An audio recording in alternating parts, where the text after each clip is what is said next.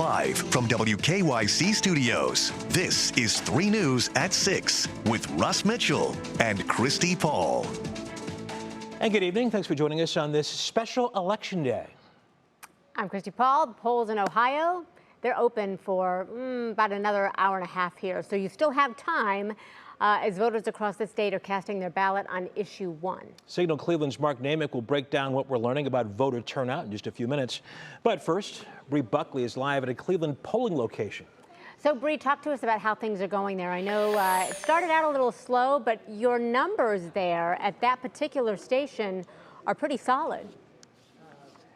Yeah, they've been climbing since we've been here. When we first got here a few hours ago, it was about 50% of this precinct here. We're at St. Mel Church on the west side. It's jumped up to about 55% now. That's only over the last maybe half an hour since I last asked. And then I actually called the Summit County Board of Election, and a director there told me they have about 36% reporting, and then that's for the entire county down there. We still have people rolling in here, getting off of work. I mean, they say that hundreds of people have already come through today, and they're expecting more as work lets out. Of course, they're saying that a lot of early voting happened as well, too. So that's playing a role in that 55% that we're seeing.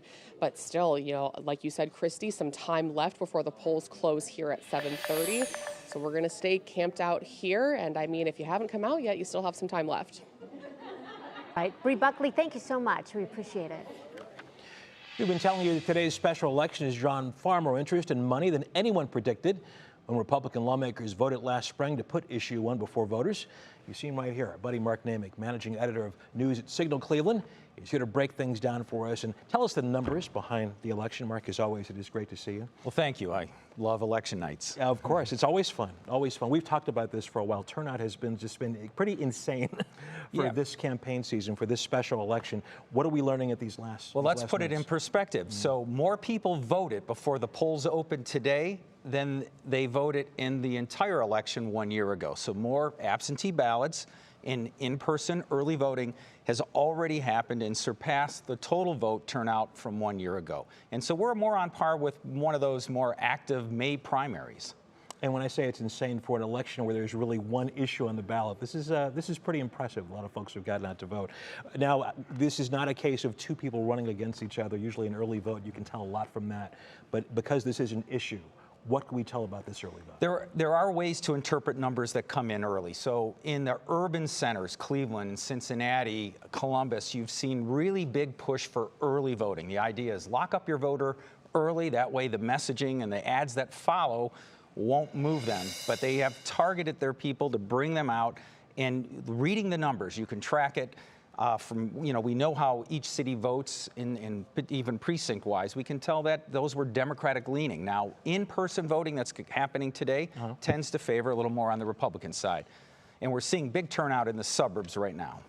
Let's talk about the ads. You mentioned that for a second, and targeting voters. In what other ways are both sides targeting voters? Well, I'd say the biggest push has been going on quietly months before others got involved, and that was really targeting the churches. These are people supporting issue 1, which, as you know, makes it harder to change the election or change the Constitution in Ohio. But what's really behind that is the abortion issue, which is looming in the November ballot. And they wanted to go to the churches to say the first step in beating back any kind of enshrinement of abortion rights in the Constitution is making it harder to change the Constitution. And that's gone all the way into places like the Catholic Church, which usually stays a little further away, but they've been preaching from the pulpit, the deacons, it's been in the bulletin, they've done things saying vote yes. That's causing a stir in some churches. Interesting. Let's talk about the ads just for a second as we close out. Now, who's paying for those? Where's that money coming from? All of the money. The bulk of it is coming from out-of-state special interest, which is what everybody says they're trying to avoid with this election. But the bulk of $4.8 million raised for the pro-issue 1 side, all but $800,000 came from out-of-state. The $15 million raised on the other side, bulk of that out-of-state. Both have raised millions of dollars from dark money groups, mostly D.C., and others that we can't see who's behind it. But it is special interest money around the abortion debate, conservative issues, and liberal causes. All right, it's Mark Naymik. We're going to see you back here at 11 as we break things down. As we told you a minute ago, the polls close in an hour and 25 minutes. And our special election coverage will continue tonight at 11 o'clock. So stay with us. We have that, so much more tonight at 11.